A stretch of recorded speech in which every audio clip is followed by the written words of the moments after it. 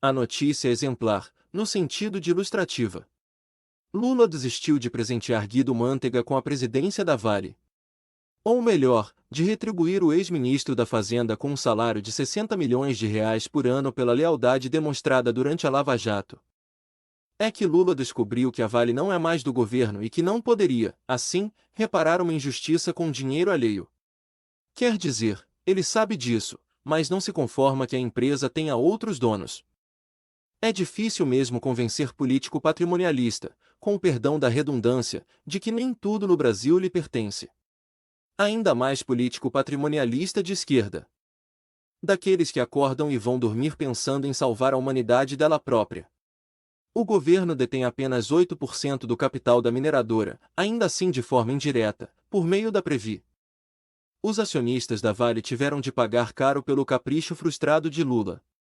Foi o jornalista Lauro Jardim noticiar que o ministro de Minas e Energia havia ligado para investidores graúdos da Vale para dizer que o inquilino do Planalto queria que Guido Mantega presidisse a empresa. Já que dotado de toda aquela radiosa incompetência que lhe é peculiar, e as ações da Vale despencaram. O valor de mercado da mineradora encolheu 39 bilhões de reais. No curto espaço de tempo em que o sonho de Lula e de Guido Mantega durou. Jornalistas noticiaram despoderadamente que o governo tinha uma carta na manga para dobrar os acionistas da Vale, as licenças ambientais de que a mineradora precisa para funcionar. É isto aí, malandragem. Para colocar o amigo lá, Lula recorreria à chantagem, caso fosse preciso. Mas o STM, o Superior Tribunal do Mercado, a única instituição do país que ainda funciona, evitou que a vigarice fosse adiante. Eu disse que esses jornalistas noticiaram despoderadamente a chantagem, mas o advérbio correto é candidamente. Eles não sabem o que dizem. Coitados. Bom era o tempo em que a maioria dos jornalistas tinha viés político forjado na militância, companheiros.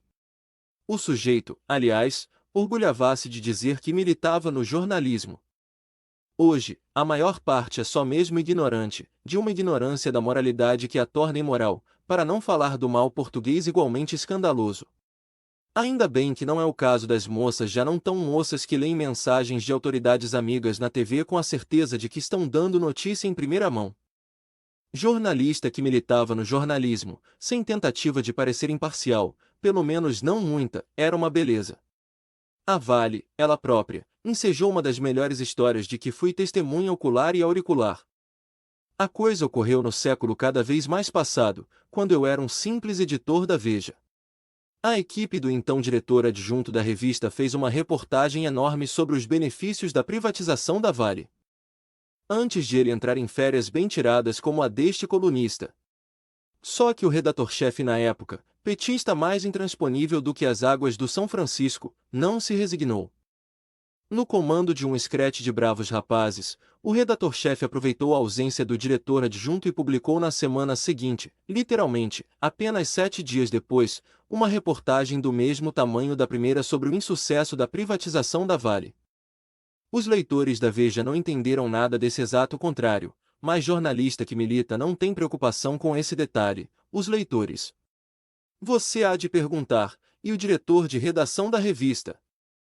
Onde estava? Estava lá na sala dele.